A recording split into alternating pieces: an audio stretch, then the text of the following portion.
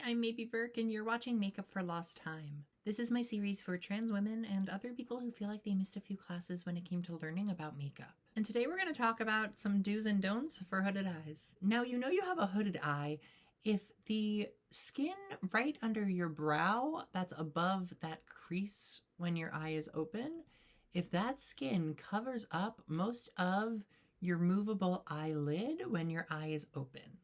So you see, if I relax my eye and open it, you only see a sliver of my eyelid because that's what we call my hood.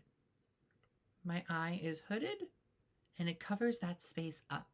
And so understandably, when we put eyeshadow and things on that eyelid, a lot of it gets covered by our hood. So we're going to talk about how we can avoid that and make sure that all of the work that we put into our eye makeup doesn't go unnoticed. Now, the biggest don't, and this applies to just about anyone in general, is pulling on your eye.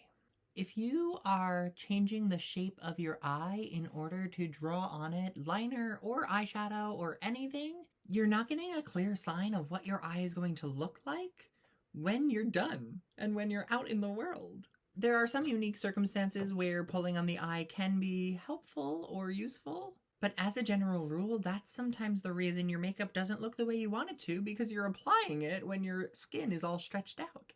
And that goes the same for how we hold our eyebrows and our whole face while we're doing our makeup. So for do's, what we want to do is relax our face, relax our eyebrows, and look straight ahead so that we can see what our face looks like in its resting state, and we can start to decorate from there. Now, we've done our eyeshadow on here before. What I'm not going to do is raise my eyebrows and squint my eyes and put eyeshadow right into my crease while my eye is stretched out. Because what you'll see is that while that is right on my crease and is the shape of my eye like this, when I open my eye, you don't see that at all. If I raise my eyebrows, you see it peek out a little bit, but that doesn't actually look good. Now, obviously, I do have my eyes closed often when I am applying because I know where I'm supposed to be placing things. But if I want to make sure it's going to show above the crease of my eye, we want to keep my eye relaxed. And I'm going to go in with a little bit. So there I see where it should be sitting.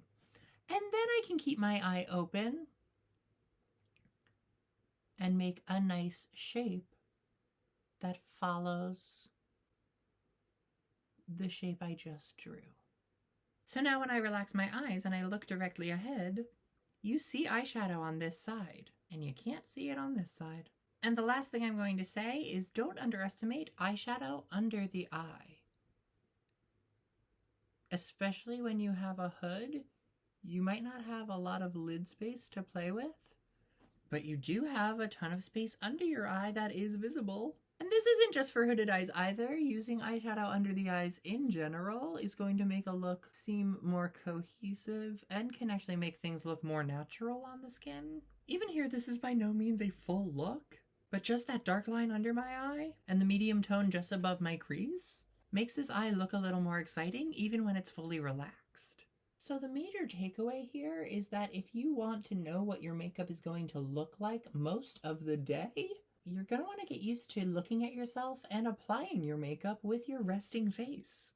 Because unless you've trained yourself to walk around like this, that's the face you're going to be using most of the time. Just make sure that if you're decorating your face, you're paying attention to the shape of your face. And follow me if you want more tips as we make up for lost time.